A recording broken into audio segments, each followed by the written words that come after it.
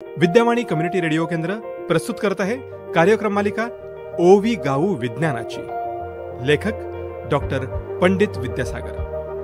अभिवाचन आणि संकल्पना विस्तार करत आहेत डॉक्टर दीप्ती सिधये.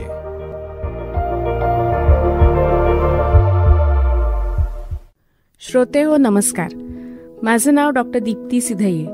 मी विज्ञान शिकवते आणि विज्ञान प्रसाराचं कामही करते. विज्ञान प्रसाराअंतर्गत आपण करणार आहोत क्रमशः वाचन.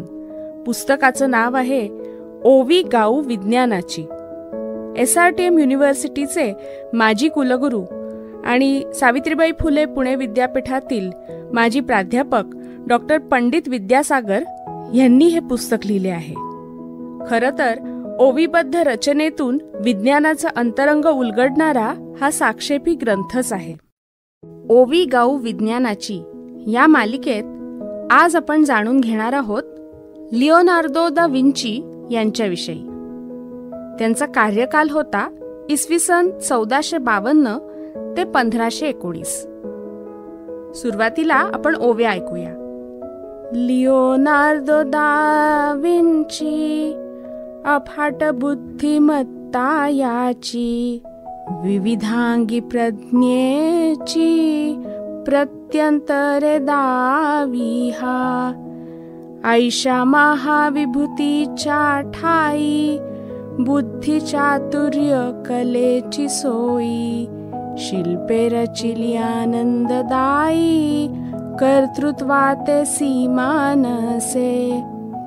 हा चित्रकार आणि शिल्पकार, संगीतज्ञ रचनाकार, अभियंता आणि शास्त्रज्ञ थोर, याच्या ठाई एकवटे.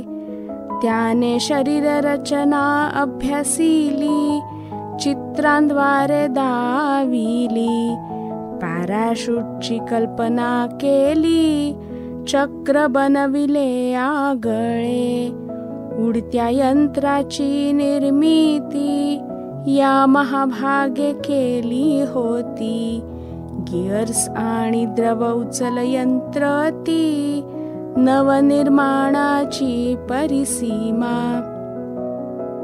श्रोते, ओव्या ऐकून तुम्हाला लिओनार्दो दा विंची यांच्या कर्तृत्वाचा अंदाज यायला लागलाच असेल.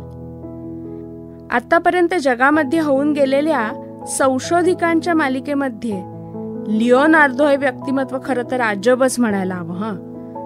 ते एक थोर शास्त्रज्ञ होतेच, पण त्याचबरोबर चित्रकला, शिल्पकला, संगीत, वैद्यक आणि तंत्रज्ञान या सर्व क्षेत्रांमध्येही त्यांनी अत्युच्च अशी कामगिरी केली.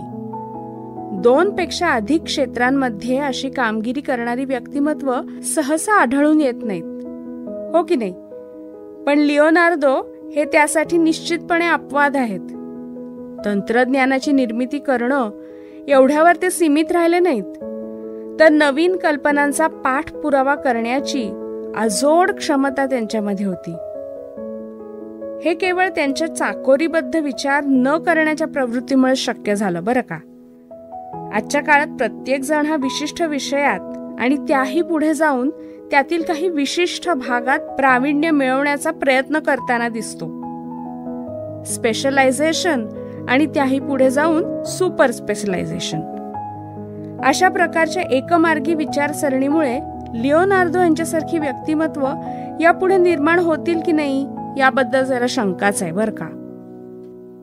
लिओनार्दो दा विंची किंवा ज्याचा उच्चार लिओनार्दो दा विन्सी असाही केला जातो, ते त्यांच्या चित्रांबाबत जेवढे प्रसिद्ध आहेत तेवढी प्रसिद्धी त्यांना विज्ञान विषयक केलेल्या कार्याविषयी मिळालेली दिसत नाही. खरं तर ते असीम उत्सुकता आणि अफाट कल्पनाशक्ती असणारे एक व्यक्तिमत्व होते. त्यांना वैज्ञानिक म्हणून मान्यता न मिळण्याचं कारण त्यांना गणित आणि लॅटिन भाषा यामध्ये विशेष गती नव्हती असं म्हणतात. परंतु ते काही तितकंसं खरं नाही, बरं का? त्यांनी सैद्धांतिक आणि तंत्रविषयक कौशल्य आत्मसात केली होती.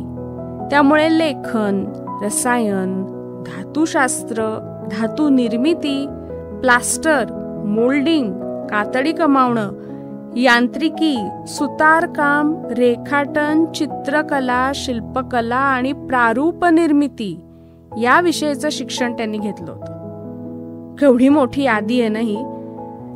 लिओनार्दो यांची मोनालिसा, द लास्ट सपर यासारखी चित्र अगदी जगप्रसिद्ध आहेत. मोनालिसा हे त्यांनी काढलेलं चित्र तर चित्रकलेचा अद्वितीय असा नमुना मानलं जातं.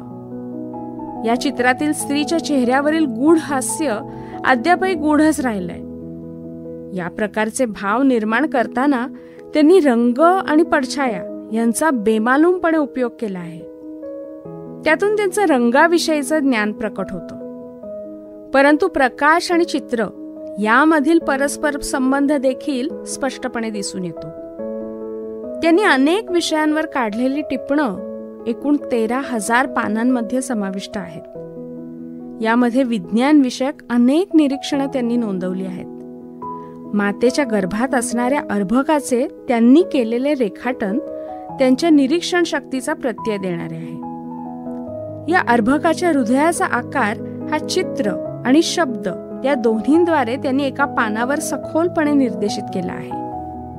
त्यासाठी लागणारी यंत्र, हेलिकॉप्टर आणि इतर अनेक रचनांची चित्र आणि वर्णनं त्यांच्या शोध नियतकालिकामध्ये समाविष्ट केली आहेत. शरीर रचनाशास्त्राविषयी त्यांनी अनेक चित्र काढली. त्यामध्ये स्नायू, स्नायुबंध तसंच इतर घटकांचं सूक्ष्म वर्णन चित्र आणि शब्दांच्या स्वरूपात केलं आहे. अभियांत्रिकीमध्ये त्यांनी कल्पनाशक्तीचा वापर करून त्याचप्रमाणे निरीक्षणाच्या आधारे अनेक तंतुवाद्य, पाणी उपसणारे पंप, वाफेवर चालणारी तोफ, उडणारी यंत्र यांची रेखाटने केली आहेत. त्यांच्या काळामध्ये अशा प्रकारच्या यंत्रनिर्मितीची कुठलीही शक्यता समोर दिसत नसतानाही कल्पनाशक्ती आणि निरीक्षणाच्या आधारे त्यांनी विज्ञानाला दिलेलं योगदान अद्वितीय असंच आहे. त्यामुळे लिओनार्दो दा विन्सी यांना वैज्ञानिकांच्या मालिकेत मानाचे स्थान देणं क्रमप्राप्त आहे. लिओनार्दो यांनी वैद्यकशास्त्रात केलेले योगदानही खूप मौलिक असे आहे. त्यांच्या निरीक्षण शक्तीवर असलेल्या विश्वासामुळे फ्लोरेन्स येथील सांता मारिया या रुग्णालयात त्यांना माणसाच्या शरीराचे विच्छेदन करण्याची परवानगी देण्यात आली. त्याचा त्यांनी अत्यंत चांगल्या प्रकारे उपयोग केला. शरीर रचनेविषयी त्यांनी अनेक चित्र आणि माहिती यांचा उपयोग करून 200 पानांचा दस्तावेज तयार केला.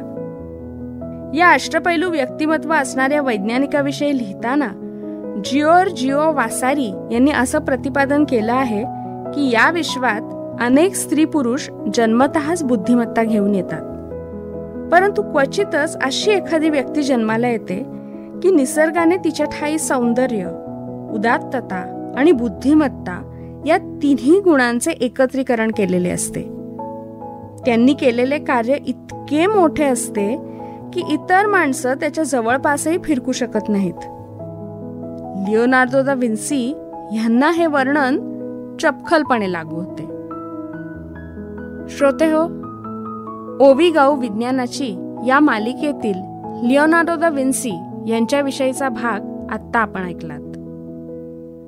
ओवी गायन, अभिवाचन आणि कल्पना विस्तार केला होता डॉक्टर दीप्ती सिधये यांनी. धन्यवाद.